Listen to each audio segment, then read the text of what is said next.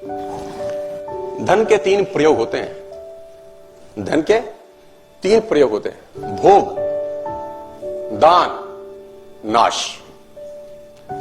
अगर भोग और दान नहीं हो रहा तो नाश ऑटोमेटिकली हो जाता है। अगर भोग और दान नहीं हो रहा तो नाश। मैं आपको कामयाब होने का सूत्र दे रहा हूं अभी, एक जिंदगी भर कामयाब होने का और जिंदगी भर कामयाब रहने का सूत्र। सुनना चाहते हो तो बोलो हां। सबसे आसान रास्ता आगे बढ़ने का, 5% 10% जो तुमको ठीक लगे, परसेंटेज तुम्हारे हाथ में है। भगवान को अपना पार्टनर बना लो। 5% और 10% percentage in your hands. Make a partnership with him. वो अगर पार्टनर हो, पार्टनरशिप कैसे चलेगी सिर्फ कल्पना करो। जितना पैसा कमाओ उसका कुछ भाग ये आपके ऊपर डिसाइड करता है। और पार्टनरशिप हमेशा तब करो जब अमाउंट स्मॉल है। आप कहते हैं ना अभी तो कुछ है ही नहीं, अभी क्या फायदा। अभी करने का फायदा है क्योंकि अभी दिया जा सकता है। जब बड़ा होगा तो देने का मन नहीं करेगा। Always do a partnership when the amounts are small. आपने बोला 5% दूंगा, डन। 100 करोड़ आ जाएंगे तो 5% देना मुश्किल होगा। 100 रुपए होंगे तो 5 रुपए देना आसान। Make a partnership with him my dear friends. और कहते हैं दान अगर दाएं हाथ से दें तो बाएं हाथ को। और हमारे यहां तो उल्टा है। हमारे यहां तो पंखों पे लगा जाता है, फलां की याद में दान। वो आदमी मरने के बाद भी घूम ही रहा है चक्रघंटी की तरह। देखा होगा आपने, मेरी बात को अदरवाइज मत लियो, किसी ने किया हो तो ऐसे। मतलब बताने की क्या जरूरत है। और तो और मैंने शमशान घाट के बेंचों पे लिखा देखा है, फलां की याद में दिया गया। ये बताने की जरूरत होती है क्या? हाँ, जिसको पता चलना है ना उसको चल जाएगा, लिखने की जरूरत नहीं होती। जिसको पता चलना है उसको चल जाएगा, लिखने की जरूरत।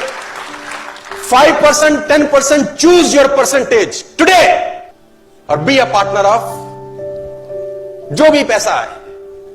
और वो कहते हैं कि मैं करता हूं इसलिए बता रहा हूं। जब तक आदमी आचरण नहीं करता उच्चारण नहीं करना चाहिए। आचरण पहले उच्चारण है ना। पहले आ आता है फिर उ आता है। देखो वर्णमाला में भी पहले आएगा आ फिर आएगा, पहले आचरण फिर उच्चारण। ऊ से एक और चीज भी आती है।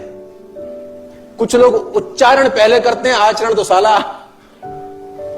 5% 10% choose your percentage today, become a partner. और दान दीजिए एक हाथ से कि दूसरे हाथ को भनक भी ना। मैं आपको बताना चाहूंगा लेकिन लोग इतने निपट कंजूस हैं।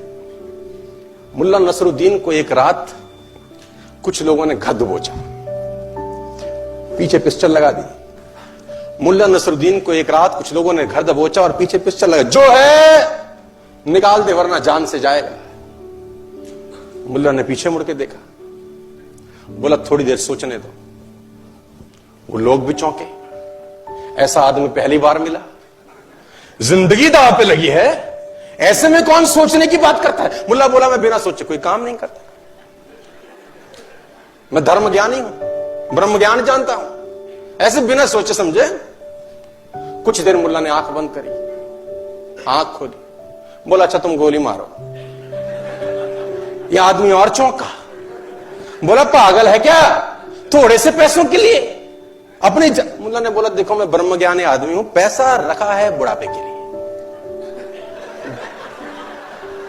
जब पैसा ही नहीं रहेगा तो बुढ़ापे में करूंगा क्या। और इस जीवन का क्या है, ये तो मुफ्त में मिला है, एक दिन जाना ही है, ले ले तू ही ले ले, ले ले तू ही ले ले। कहते हैं वो आदमी भाग ही गया कि इसको क्या मारना है, मरे मराए को क्या मारना है, ये तो स्वर्गीय है ही। ऐसे ऐसे भी आपको कलाकार मिलेंगे। अच्छा मुझे बताओ, आप लोग करते भी होंगे, ऐसा नहीं कि नहीं करते होंगे, करते होंगे। देते ज्यादा हो कि मिला ज्यादा है? मिला ज्यादा होता है कि देते ज्यादा हो? अच्छा एक और बात बताओ, मिला पहले है कि दिया पहले है? देते भी कम है, देते भी बाद में है, फिर भी चौधरी है। और मैं फिर एक बात बोलता हूं, उसका उसी को देने में क्या मानता है यार, उसका उसी को देने में क्या मानता है। और किसी अखबार पे, किसी पंखे पे, किसी बेंच पे। आपने देखा भगवान ने कहीं नाम लिखा हो, ये पर्वत मैंने बनाए, ये नदियां ये मैंने बनाई? कहीं देखा आपने? और अस्तित्व उससे भरा पड़ा है। और उसने कहीं, आप लिखते हैं फला की याद में पंखा दान दिया गया। अब वो फला तो चला गया और आदमी घूम ही रहा है साला ऊपर। तो वह भी कमाए जो साथ में जाएगा। मैं उस दिन भी मैं एक कहानी सुना रहा था, और वो कहानी है बड़े जबरदस्त एक आदमी की जो बहुत दानी था। उसका नाम था दानचंद। दानचंद तो मस्ती में रख दिया था नाम, निपट कंजूस था, ढेला ना दे किसी को। बीवी ने बोला दानचंद पूरी जिंदगी हो गई, अब जाने की बारी है, कुछ तो दान करो, कुछ तो साथ ले जाओ। उसने बोला दान नहीं होता, मेरा स्वभाव नहीं है, मैं क्या करूं? उसने बोला गंगा ही नहाओ, कुछ तो धुलेंगे।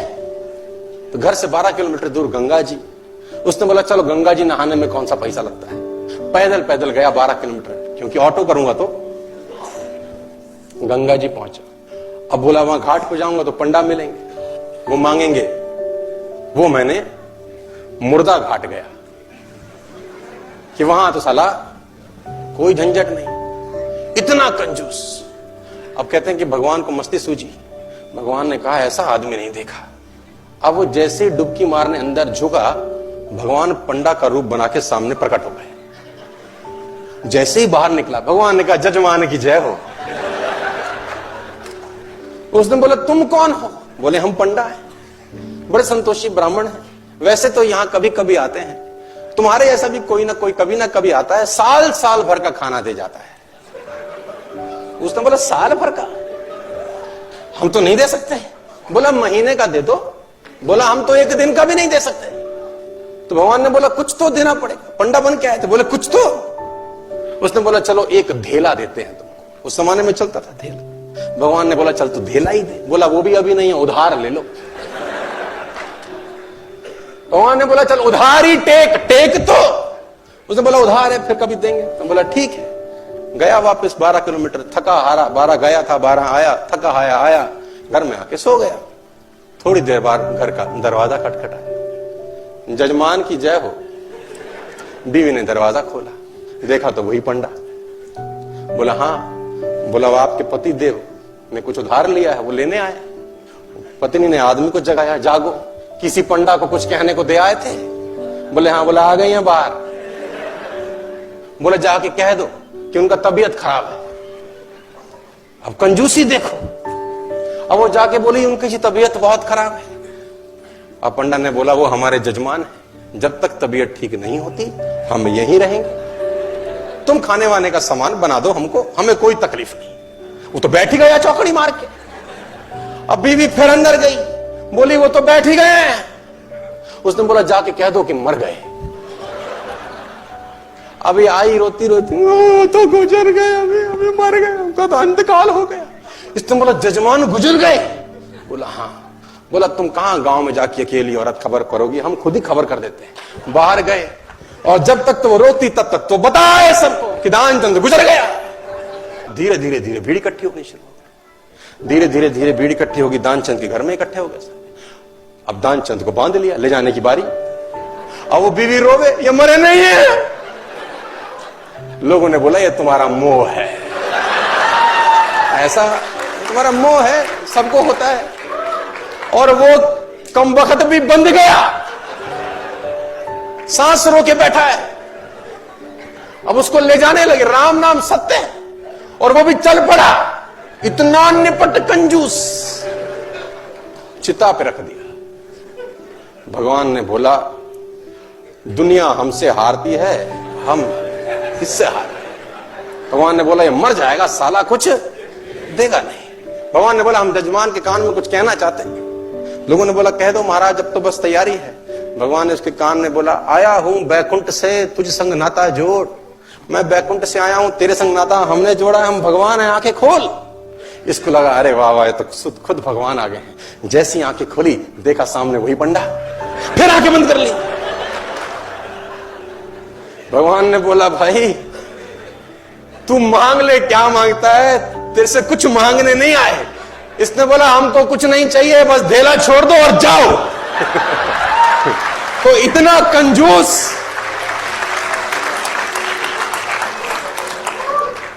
कंजूस बाप को मरती हुई हालत में देखकर बेटे ने बुलवा लिया और 2 गुना बड़ा कफन सिलवा लिया। कंजूस बाप को मरती हुई हालत में देखकर बेटे ने बुलवा लिया और 2 गुना बड़ा कफन सिलवा लिया कि बाप ने जिंदगी बड़ा बड़ा दर्द सहा, ना ठीक से पहना ना ठीक से खाया, अब कम से कम मन भर के उड़ा तो सकूंगा कफन। कहते हैं कान में पड़ते ही बेटे की बात बापूजी ने खोली धीरे से आंख, बोले बेटे ठीक नहीं है तेरी मर्जी, क्यों करता है फिजूल खर्ची। इस कफन के आधे कपड़े से मेरी लाश ढकना, आधा संभाल के रखना, कपड़ा है रखा रहेगा, खराब नहीं जाएगा, तू जब मरेगा तेरे काम आएगा। इतनी कंजूसी। Make a habit. 5% my defense, 10%. Choose your number. Become a partner to the universe. Nobody can stop you, my defense. दुनिया में कोई ताकत आपको आगे बढ़ने से नहीं रोक सकती।